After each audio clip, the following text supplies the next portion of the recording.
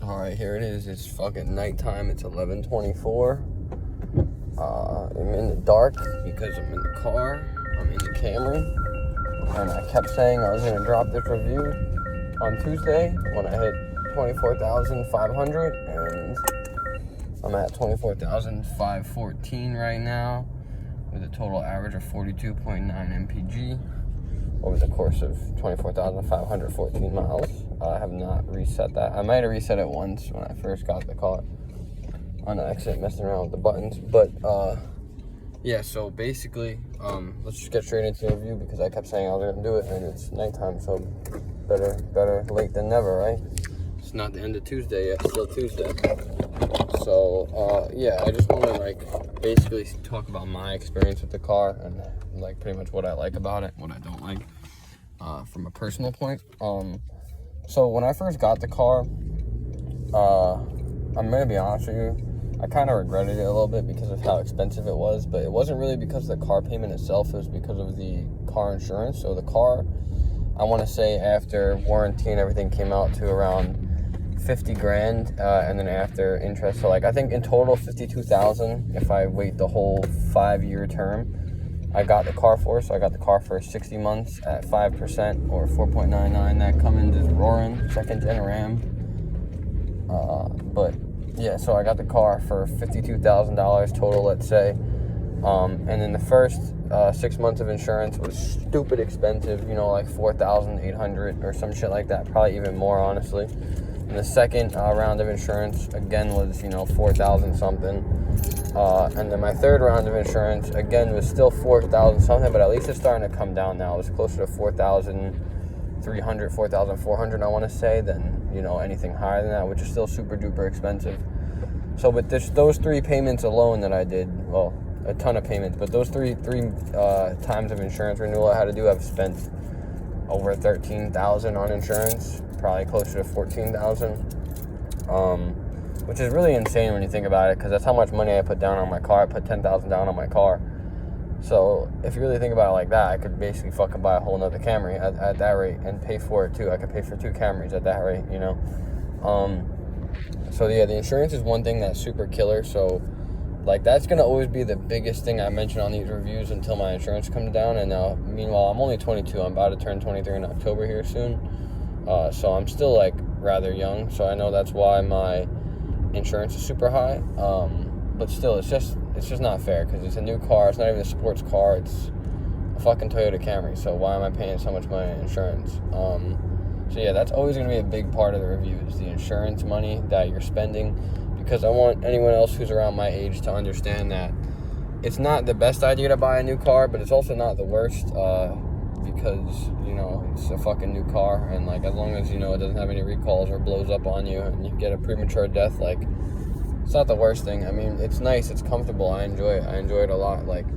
Again, back when I first got the car, the seats were a lot more stiffer. The driver's seat didn't break into I want to say 18,000 miles into the car. It was still very stiff. Even the suspension was very stiff up until around 18,000, so you'd feel every bump almost. But now the car's starting to smooth out. It's starting to drive more like a Toyota Camry with 16-inch rims. Again, I have the XLE trim, all-wheel drive, so I have a fully kitted trim. The only thing I'm missing is the panoramic view monitor. I pretty much have everything else other than that. Sorry, the view's in the dark. I'm in the car. I'm trying to keep the light on, but I don't know. It's kind of sus with the light in the car like this, so But yeah, so basically that's that. So I prefer the car more now than I ever did before because, it's growing on me, surprisingly, which is a very strange thing to say. Because you'd think when you first get the car, you'd like it the most. But I mean, I was having a little bit of buyer's remorse, I guess you could say, because I paid 50 plus grand for a Toyota Camry. Yeah, the efficiency of the car in the wintertime isn't actually that good. So that's another thing I want to point out is cold weather driving the Toyota Camry, which is only hybrid now, is it's not ideal. I mean, obviously the seasons change, that's what happens. So cold weather's coming regardless, but when the defroster's on, specifically the defroster, not the actual heat of the car, the defroster makes the engine run a lot more than anything else. So that'll sap your MPG like crazy in the winter when you have to put on the defrosters and whatnot. So keep that in mind. when you're in the winter, like if you drive like a normal person, you're going to be probably getting around 35 mpg, maybe 40 mpg in the winter. In the summer, if you drive like a normal person, you're ranging anywhere from 40 to 50, and that's like normal person, I mean driving to 60, 65, 70, not actively trying to get the best MPG, you know, because if you're actively trying to get the best MPG, you can skew it really high, but I don't do that because I just drive the car like a normal person. Like I just drive the car like I drive it every day, and I have average of 42.9 mpg over the course of 24,000 miles, which I think is really good.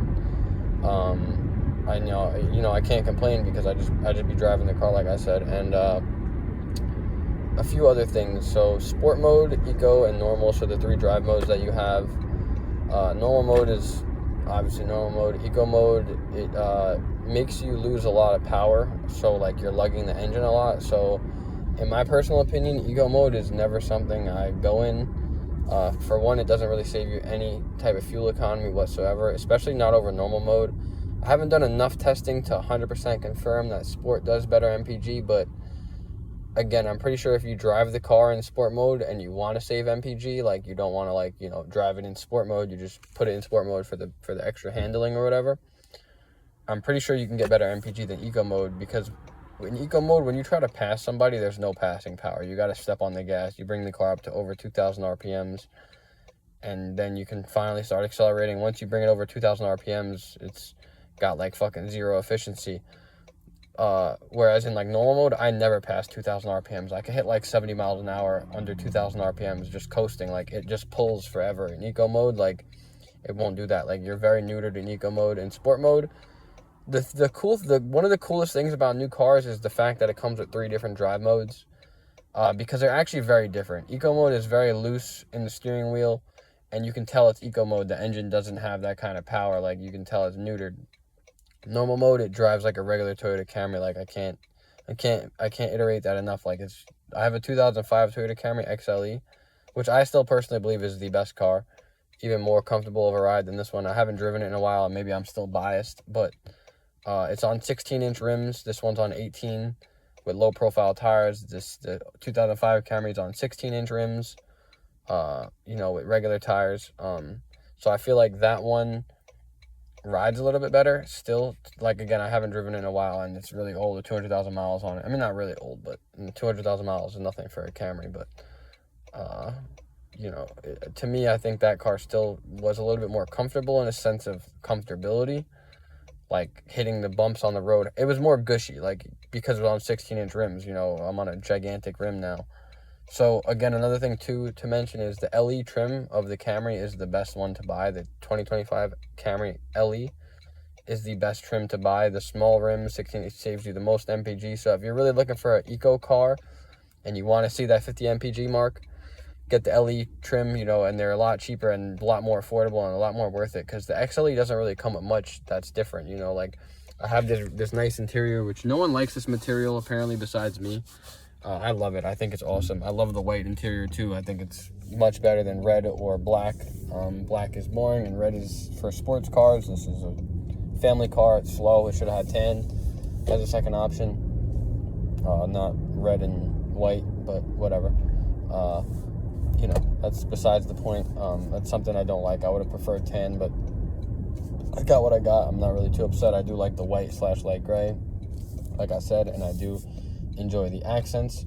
One thing I want to show really quick when I pull over here in a minute, because the review is about to come to an end, is one thing I do that's probably different that not a lot of people see that I want to show is I turn off all the traction and all the safety features basically in the car to drive it normally. So like right now you see how all the things are on, that's all the safety features, but when I park up over here, I'm going to turn everything off and show you how I turn everything off, because in this kind of setup, the car is the most robotic you could ever have a car, realistically. Like it's very, very, very robotic, and I'm not with that unless the roads are wet or I'm like sleepy and like I need some assistance. For one, I don't really trust the computer. Like I don't care what anyone says. If they think the computer is super duper smart, blah blah blah, this and that, don't care. I know how to drive, so whenever it's like not super wet, or not even necessarily like that, like 99% of the time, I have this stuff off, and I'm going to show you guys exactly what I'm talking about. So if you come here, let me put the car in park. I always wait for those lines to go away before I put the car in park. That's just a me thing. And I also don't take my foot off the brake till it says park down there. So if you come over here, you see this button, the squiggly line, that's your traction button. If you click it once, the traction control is turned off, right? But you still have all the safety features on, and once you start driving, the traction will come back on. So let me click it. Everything is on. If you hold the button for over 3 seconds, or maybe 5, all those things will pop up. So those 2 orange things on the dash, VSC turned off, pre-collision brake system unavailable. So all that stuff is turned off. So therefore, it's not giving me any safety features. And the reason why I do it like that is because people have asked me this before. It's because why am I going to come into the settings, right, and turn off all of my controls that I paid money for, right? Because this comes with the premium package, like the premium package. All this stuff comes with that. I'm not turning this stuff off. You know what I'm saying? Like, if I want it on, I want it on. I don't want to have to keep going in the settings to turn it on and off. So me personally, I like to drive the car and feel the car a little bit more because it's an ECVT. It's mad robotic to begin with. So I like to drive the car in this way because you're able to feel it more. It's less, it's just less interruptions basically from the road and from the computer itself. But yeah, my 2025 Toyota Camry is, if you are going to buy a Toyota Camry, I think you should do it, especially if you can get on insurance with your parents, or if you're older with good insurance. I don't really think there's a better buy for a car if you buy an LE Camry. A 2025 LE Camry is probably the best new car you can buy that money can buy you, personally. And this is a very biased review because I have a 2025 Toyota Camry. So, like, obviously it's a biased review. Let's get the MPG for that. See, 4.3, 41.6. So yeah, that's really it. Like, if you're gonna go out and buy a Camry, don't get an XLE, don't get an XSE, don't get an SE, get an LE for the comfort and for the small rims. Because if you get an SE, it's apparently tuned differently. It's more got the sporty suspension, blah, blah, blah, this and that, and it's on bigger rims. So the LE is the only one I think that comes standard with 16-inch rims, and you can get packages on it. So you know, but I'm pretty sure starting out, they start out like 28K, 29K. So if you get one for MSRP, if you go to your dealer, get one for MSRP. I think it's the only car right now that's worth it. Like, there's no other car I would buy. So yeah, I hope you guys take all this that I said with, you know, and use it. Let's get a shot of the car so you guys know I'm not lying. This is a 2025 Toyota Camry. So here she is in Ocean Gem XLE. Love this car. It fucking takes me everywhere I want to go. No complaints. Like I said, very comfortable. It took 18,000 miles for it to get here, but it's here, and it's probably one of the most comfortable cars I've been in, aside from my 2005 Toyota Camry. The only major difference between this one and that one in the smooth department is this Camry has no transmission, so it doesn't shift at all. Obviously, it has a transmission, but not like an automatic, not a standard transmission. So the only thing you'll really feel, the only feedback you'll feel from the engine and transmission is when the engine turns off and on, like in the EV mode, basically. So when the engine turns off, you feel it a tiny, tiny bit, especially when the engine's cooler. But if you're coasting on the highway, you don't feel anything. That thing is smooth like butter, especially if the road's smooth. It's a phenomenal car. But yeah, that's the review.